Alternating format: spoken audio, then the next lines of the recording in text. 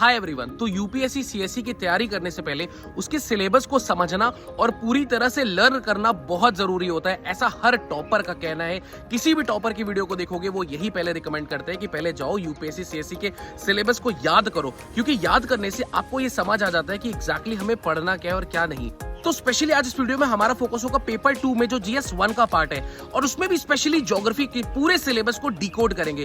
समझेंगे कि सिलेबस को समझने से पीवाईक्यू समझना कितना आसान हो जाता है, और ये समझेंगे एक बार सिलेबस समझ लिया तो प्रीवियस ईयर क्वेश्चन को जब आप देखोगे तो आपको लगेगा कि इट इज डायरेक्टली कमिंग, मतलब आपको काफी ज्यादा रेलेवेंट फील होगा। और जब आप अपनी तैयारी करोगे ना तो आपको पता रहेगा कि मुझे क्या पढ़ना है और क्या नहीं। तो without wasting time let's start this video guys. और अगर आपको ये वीडियो अच्छी लगेगी तो please do share with your friends, ask them also to like and subscribe, ताकि ऐसी सच वीडियोस मैं और बना सकूं। तो let's start this video. Syllabus का सबसे पहला टॉपिक देखोगे तो क्या लिखा हुआ है, salient features of world's physical geography. यहां पर आपको ये फोकस करने वाली बात है, यहां पर फिजिकल ज्योग्राफी पे खास करके फोकस है, और वो भी सैलिएंट। सैलिएंट का मतलब होता है इंपॉर्टेंट फीचर्स। अब यहां पढ़ना क्या है, हम जैसे अर्थ पे खड़े हैं तो अर्थ की फॉर्मेशन कैसे हुई। ऊपर अगर आप क्लाइमेट देखो तो ये हमारा जो क्लाइमेट है इसका फॉर्मेशन कैसे हुआ। आप ओशन देखो, ओशन का फॉर्मेशन कैसे हुआ। तो ये जो फर्स्ट पार्ट है, अगर आप इसको और डिकोड करोगे तो इसमें आता है आपका जियोमॉर्फोलॉजी, क्लाइमेटोलॉजी, ओशनोग्राफी। गाइस ये बैकग्राउंड वॉइस को पूरी तरह से प्लीज इग्नोर करना, ठीक है। तो इसमें क्या क्या आता है, जियोमॉर्फोलॉजी, क्लाइमेटोलॉजी, ओशनोलॉजी। और इसमें स्पेशली जो फोकस होता है वो प्रोसेस, यानी ये बना कैसे, और इनके पैटर्न्स पे, यानी वर्ल्ड्स डिस्ट्रीब्यूशन पे। और अगर हम इसको फर्दर डिस्ट्रीब्यूट करें तो पहले हम आते हैं जियोमॉर्फोलॉजी में। जियोमॉर्फोलॉजी का आप चाहो तो सिलेबस लिख भी लो, आसानी होगी याद करने में। यहां पर सबसे इंपॉर्टेंट है इंटीरियर ऑफ अर्थ, यानी अर्थ के अंदर लावा, मैग्मा, जितनी भी करंट्स है, इन सब के बारे में पढ़ना है। और अभी मैं दिखाऊंगा कि कैसे पीवाईक्यूज आते हैं, और इसी तरह से ओशन, लैंड्स, इसमें जितनी भी कॉन्टिनेंटल ड्रिफ्ट थ्योरी है, सी फ्लोर स्प्रेडिंग थ्योरी है, प्लेट टेक्टोनिक्स है, और इसके बाद फर्दर कंटिन्यू करोगे तो माउंटेन्स कैसे फॉर्म हुए, ऐसे कौन कौन से फोर्सेस है जो अर्थ के सरफेस को अफेक्ट कर रहे हैं, जैसे कोरियोलिस फोर्स, जिससे विंड की डायरेक्शन बदलती है, बहुत सारी चीजें, ग्रेविटी, ये सारी चीजों को पढ़ना है। इसके बाद guys volcano, earthquake, rock formation. अब देखो सिलेबस कैसे कनेक्ट करता है, रॉक की पहले फॉर्मेशन पढ़ेंगे, फिर रॉक से जो मिनरल्स मिलेगा इसको इकोनॉमी से कनेक्ट करेंगे। तो सिलेबस कैसे कनेक्टेड है ये आपको देखना है।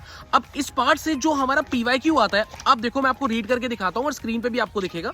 यहां पर आप पीवाईक्यू देखो तो डायरेक्ट क्वेश्चन आया है, types, characteristics and types of primary rocks. मतलब डायरेक्ट क्वेश्चन है कि अगर आपने प्राइमरी रॉक्स की जो कैरेक्टरिस्टिक्स और इसके टाइप्स है सब कुछ बताना है। अब एक और क्वेश्चन आप देखो, differentiate cause of landslide in Himalayan and western Ghats. अभी आपने देखा, हमने बात किया था ना कौन कौन से फोर्सेस है जो इफेक्ट करते हैं। तो ये फोर्सेस इफेक्टिंग, यानी लैंडस्लाइड होने के लिए पीछे क्या कौन कौन से फोर्सेस हैं जो इफेक्ट कर रहे हैं। उसी तरह से एक क्वेश्चन है, mention alignment of major mountain ranges. हमने डिस्कस किया था ना कि कैसे वर्ल्ड में इनका पैटर्न कैसे डिस्ट्रीब्यूटेड है। ये भी हमारे पार्ट 1 का सिलेबस का पार्ट है, ठीक है, ये ज्योग्राफी का पार्ट है। अब इसी में अगर आप नोटिस करो तो इसी में हमारा फर्दर जो हमने सेकंड पार्ट डिस्कस किया था दैट वाज क्लाइमेटोलॉजी। आप चाहो तो नोट डाउन कर लो, एंड इसका हो सकेगा तो मैं पीडीएफ भी डाल दूंगा ताकि आपको थोड़ा सा डिकोड करने में आसानी हो। क्लाइमेटोलॉजी में जैसे कि जो आप ऊपर देखो तो क्या कॉम्पोजिशन है, स्ट्रेटोस्फेयर, ट्रोपोस्फेयर, मेसोस्फेयर, ये सारी चीजों को आपको पढ़ना होता है।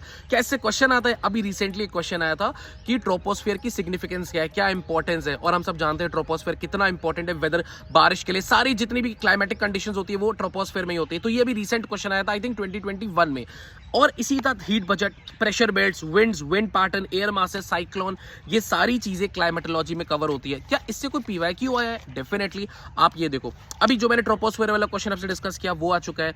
उसी हिसाब से अभी रिसेंटली 2021 या 20 में मैं देख लूंगा और कंफर्म कर दूंगा, क्वेश्चन आया था कि meaning of colour coded weather for cyclone prone areas by IMD. जो हमारा वेदर का डिपार्टमेंट है उसमें जो हमें कलर कोडिंग आती है साइक्लोन से, उसकी क्या मतलब मीनिंग होती है वो डिस्कस करना है। तो आप देख सकते हो सिलेबस अगर हमें पता है तो काफी चीजें हमें पता है कि साइक्लोन से रिलेटेड चीजें आनी है और आ रही हैं। हमें पता है कि वेदर का जो कॉम्पोजिशन है, स्ट्रक्चर, वो इंपॉर्टेंट है, आ रहा है डायरेक्ट। अब कोई अगर आपको सिलेबस समझ आ गया ना तो आधे से ज्यादा काम काफी ज्यादा आसान हो जाता है। उसी तरह से ओशनोग्राफी में जो भी चीजें आपकी temperature, salinity, ocean currents, tides, coral reefs, इनसे डायरेक्ट क्वेश्चन आता है और ये सिलेबस का पार्ट है। Ocean resources, ocean bottom relief, topography, ये सारी चीजें। अब इससे पीवाईक्यूज कोई आए हैं क्या? चलो देखते हैं, आप स्क्रीन पे भी देखना और मैं रीड भी कर देता हूँ। इसमें जो आपका सबसे पहला क्वेश्चन मैं बताऊंगा वो है, what are forces influencing ocean currents. Ocean currents पे कौन कौन सी फोर्सेस है जो उसको ओशन करंट्स को मूव करने में आसानी देती है। सबसे प्रैक्टिकल सा क्वेश्चन है, विंड। सबसे पहले तो हम विंड जानते हैं, विंड की वजह से ओशन करंट्स मूव करती है, और भी सारे फैक्टर्स हैं। तो आप सिलेबस को कनेक्ट कर रहे हो। हमने क्या डिस्कस किया था, कौन कौन से ऐसे फोर्सेस हैं जो अर्थ पे एक्ट करते हैं, अर्थ के सरफेस पे एक्ट करते हैं। और देखो डायरेक्ट क्वेश्चन आ रहा है कि जो हमारी ओशन करंट्स हैं वो किसकी वजह से मूव कर रही है, कौन कौन से ऐसे फैक्टर्स हैं, राइट। और इसी तरह से और इंपॉर्टेंट है impact of global warming on coral life system with examples. यार सिलेबस में है कोरल लाइफ और उस पर इंपैक्ट आ गया ग्लोबल वार्मिंग पे, उस पर क्या असर पड़ रहा है, डायरेक्ट क्वेश्चन है। आप देखो कैसे रेलेवेंट, नहीं कितना डायरेक्ट क्वेश्चन है। और जो नेक्स्ट टॉपिक आता है वो है डिस्ट्रीब्यूशन ऑफ की natural resources across the world including south Asia and the Indian सब कॉन्टिनेंट। नाउ यार अगर हमें ये नहीं पता होगा कहाँ कहाँ पर इंपॉर्टेंट नेचुरल रिसोर्सेज हमें मिलेंगे, तब तक हम इकोनॉमी से कैसे चीज़ों को कनेक्ट कर पाएंगे। हमें ये पता होना चाहिए ना, हमें कहाँ से कोयला मिलने वाला है, कहाँ से लिथियम मिलने वाला है, कहाँ से ऑयल मिलने वाला है, कहाँ से कॉपर मिलने वाला है। और इसी हिसाब से सिलेबस को आगे इन्होंने कंटिन्यू किया। जब आपको ये पता चल गया कि ये कहाँ कहाँ हमें मिलने वाला है, उसी के हिसाब से इन्होंने जो आगे कनेक्ट किया कि उन्हीं फैक्ट और ऐसे फैक्टर्स बताने which are responsible for the location of the primary secondary and tertiary sectors industries in various parts of the world. यार हमें जब ये पता चल गया कि यहाँ से हमें कॉपर मिलने वाला है या यहाँ से हमें ऑयल मिलने वाला है, उस हिसाब से हम ये डिसाइड करेंगे ना कि फैक्ट्री कहाँ पे लगानी है, कहाँ पे नहीं लगानी है। अब यहाँ पर हमें कोयला मिल रहा है, हम 50 किलोमीटर दूर फैक्ट्री लगा रहे हैं, तो वो कोई सेंस की बात है, हमारा ट्रांसपोर्टेशन का खर्चा बढ़ जाएगा, राइट। तो हमें ये समझना होगा सिलेबस कैसे कनेक्टेड है। पहले हमें बोला कि नेचुरल रिसोर्सेज की जगह पता करो कहाँ कहाँ पर है, फिर उस हिसाब से कनेक्ट किया। अब ये फैक्टर का पता लगाना है कि कहाँ कहाँ पर हमें प्राइमरी सेकेंडरी और टर्शियरी इंडस्ट्रीज को लगाना है। अब ये प्राइमरी कौन सा सेक्टर है, एग्रीकल्चर सेक्टर है। कहां पर एग्रीकल्चर सेक्टर होगा हमारा, कहां पे ज्यादा वो फ्लरिश हो रहा है, कहां पर हमारी, अब जैसे पहाड़ के उस तरफ ज्यादा एग्रीकल्चर होगा जहां धूप पड़ती है, जहां धूप ही नहीं पड़ती वहां पे कैसे एग्रीकल्चर आप ग्रो करोगे, राइट। उसी हिसाब से अपना सेकेंडरी सेक्टर इंडस्ट्रीज कहां पे लगाओगे, जहां पर आपकी माइनिंग होगी वहीं पर तो आप इंडस्ट्री लगाओगे, राइट। और उसी हिसाब से अपना टर्शियरी सेक्टर जो कि अपना सर्विस सेक्टर है, ये किस हिसाब से डिसाइड होगा। ये सारी चीजें हमारे सिलेबस 2 का पार्ट है। देन टॉपिक 3 में आता है अपना इंपॉर्टेंट जियोफिजिकल फिनोमिना। जितने भी इंपॉर्टेंट फिनोमिना है जैसे earthquake, tsunami, volcanic activity, cyclone, ये सारी चीज़ों को हमें इसमें पढ़ना है।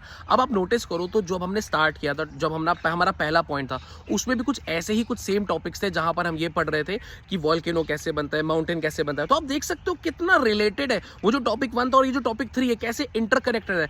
आपने टॉपिक 1 में पढ़ लिया था कि वॉल्केनो का फॉर्मेशन कैसे होता है, कॉन्टिनेंटल ड्रिफ्ट थ्योरी, सी फोर स्प्रेडिंग, वहां पर आपने काफी चीजें पढ़ रखी थी कि वॉल्केनो कैसे बनता है, माउंटेन का फॉर्मेशन कैसे होता है, ब्लॉक माउंटेन्स कौन से होते हैं। अब यहां पर आके हमें पढ़ना है अर्थक्वेक कैसे होता है, साइक्लोन, विंड सिस्टम हमने पहले पढ़ रखा है, अब साइक्लोन पढ़ना है, जेट स्ट्रीम, ये सब हम पहले पढ़ चुके होंगे, अब हमें साइक्लोन पढ़ रहा है। और इसकी सिग्निफिकेंस जाननी कि कैसे ये एक इंपैक्ट कर सकता है और कैसे हम इससे कौन कौन सी रेमेडीज होंगी जिससे हम पहले ही अपने आप को सिक्योर कर सकते हैं। ये सारे टॉपिक हमारा इसमें आता है टॉपिक 3 में।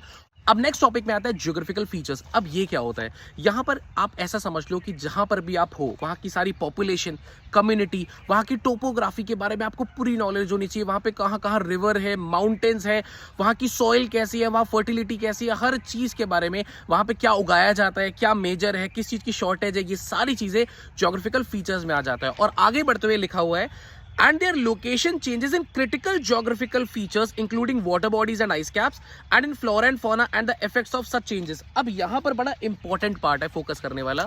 यहाँ पर ये जो क्रिटिकल लिखा था ना, यहाँ पर ये जो क्रिटिकल ज्योग्राफिकल फीचर्स है, यहाँ पर उन फीचर्स की बात हो रही है जो जिनकी रैपिड मूवमेंट होती है, जो फ्रिक्वेंटली चेंज होते रहते हैं। जैसे बर्फ है, पानी है, ये अपनी जगह को चेंज करते रहते हैं, ये फ्रिक्वेंट मोशन में रहते हैं, इनकी अपनी पोजीशन को चेंज करते रहते हैं, तो इन्हें स्पेशली स्टडी करना है। और मैं आपको बता दूं टॉपिक 4 में मेनली आपका एनवायरनमेंट और क्लाइमेट चेंज पे ज्यादा फोकस है। मतलब जैसे आप देखो यहाँ पर ग्लोबल वार्मिंग की वजह से कितना ज्यादा क्लाइमेटिक चेंज हो रहा है, हमारी आइस मेल्ट्स हो रही हैं, राइट, रिवर्स जो पानी का स्तर है वो कैसे बढ़ता जा रहा है। तो ये सारी चीजें ना ये टॉपिक 4 में आके इसमें कवर होती हैं और इससे हमारी जितनी भी बायोस्फीयर है और जितने भी हमारे फ्लोरा फौना, जितने भी पेड़ पौधे जानवर, इन पे क्या असर पड़ रहा है, इफेक्ट्स और सारी चीजें इसी पार्ट में कवर्ड है। तो ये मेन फोकस है कि टॉपिक 4 में हमारा जो क्लाइमेट चेंज और एनवायरनमेंट है इस पे काफी फोकस है। तो क्या इसमें कोई पीवाईक्यू आया है? बिल्कुल।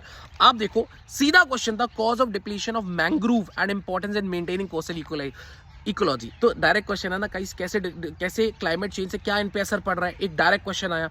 उसी तरह से interlinking of rivers can solution to multi dimensional problem of drought, floods and interrupted navigation critically examine.